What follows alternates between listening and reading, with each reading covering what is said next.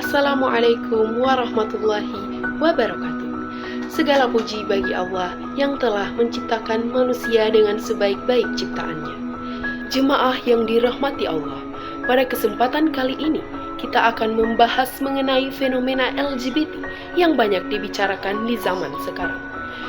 Video ini bukan ditujukan untuk membenci siapapun, tetapi untuk mengingatkan diri kita tentang bagaimana Islam memandang fitrah manusia dan bagaimana kita menyikapi ujian zaman dengan kasih sayang, hikmah, dan kebijaksanaan.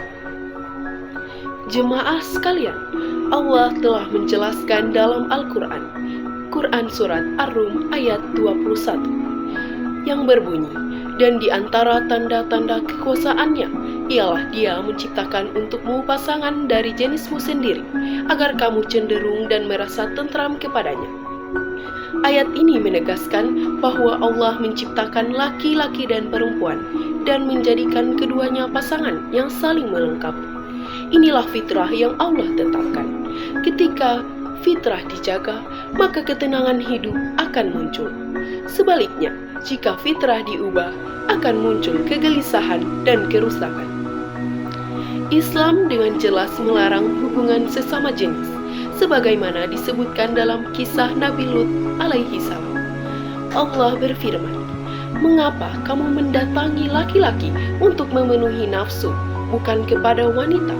Bahkan kamu adalah kaum yang melampaui batas." Quran Surat Al-A'raf ayat 81. Ini menunjukkan bahwa perilaku tersebut bukan hanya melanggar syariat, tapi juga bertentangan dengan fitrah, psikologi, dan keberlangsungan generasi manusia. Namun, penting dipahami bahwa yang dilarang adalah perbuatannya, bukan membenci orangnya. Islam selalu membuka pintu taubat bagi siapapun yang ingin kembali kepada Allah. Jemaah yang dirahmati Allah, di era modern banyak orang yang menghadapi kebingungan identitas, tekanan lingkungan, pergaulan bebas, atau trauma masa kecil. Sebagian orang mungkin merasa tertarik pada sesama jenis. Dalam Islam, perasaan itu bukan sesuatu yang langsung dihukumi dosa. Ini adalah ujian. Yang menjadi dosa adalah ketika perasaan itu diwujudkan dalam perbuatan yang dilarang syariat. Setiap manusia punya ujian masing-masing.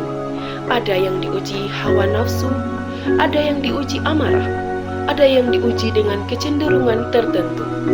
Yang Allah nilai adalah bagaimana kita mengendalikan ujian itu.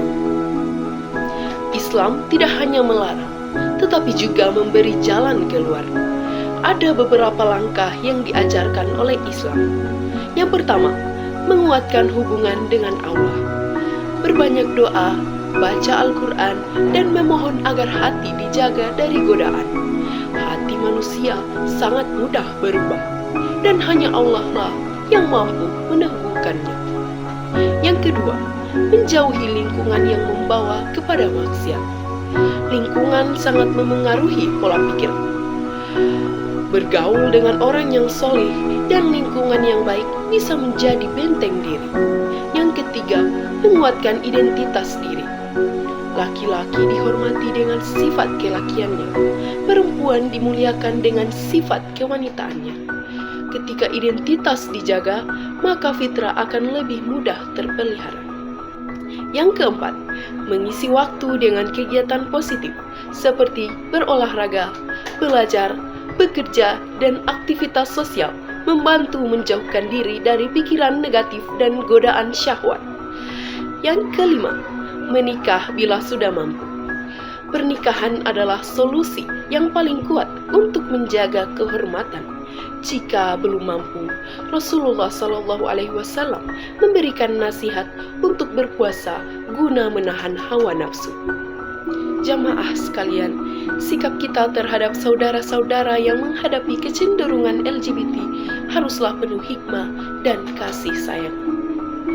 Jangan menghina, mencaci, atau menyudutkan mereka. Itu bukan pendekatan Islam. Tugas kita adalah menasihati dengan lembut, mengajak kembali ke jalan Allah dengan bijak, merangkul bukan mengusir, dan menjadi teladan akhlak yang baik.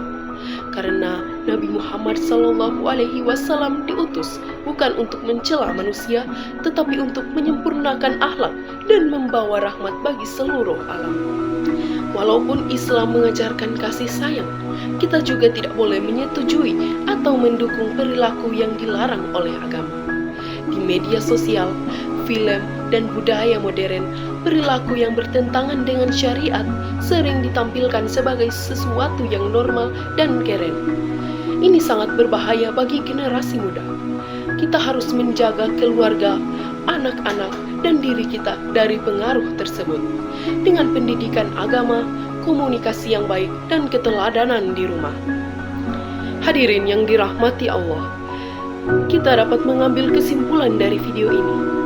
Islam memandang hubungan sesama jenis sebagai perbuatan yang melanggar fitrah. Namun, Islam tidak membenci manusia. Islam membenci perbuatannya. Setiap orang yang menghadapi ujian ini tetap memiliki pintu taubat selebar-lebarnya. Tugas kita adalah mengingatkan dengan hikmah, bukan dengan kebencian. Jagalah keluarga, diri, dan generasi kita dari arus pemikiran yang menyimpang dari ajaran Allah. Semoga Allah menjaga hati kita, membersihkan jiwa kita, dan menetapkan kita dalam fitrah yang suci. Terima kasih. Wassalamualaikum warahmatullahi wabarakatuh.